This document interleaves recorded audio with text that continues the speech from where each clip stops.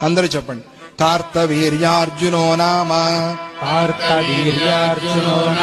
రాజా బాహు సహస్రవాన్ తస్య స్మరణ మాత్రేణ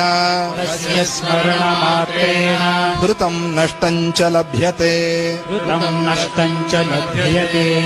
ఆయన్ని స్మరించుకుంటే చాలు, హృతం నష్టం చ లభ్యతే. ఎవరైనా దొంగిలించుకుపోయినా లేదా ఏదైనా ద్రవ్యం నష్టమైపోయినా కూడా అది మళ్ళీ తిరిగి లభిస్తుంది. కార్తవీర్యార్జునో నామ రాజా బాహు సహస్రవాన్. ఈ శ్లోకాన్ని చెప్పుకుని దీపాన్ని వెలిగించాలి.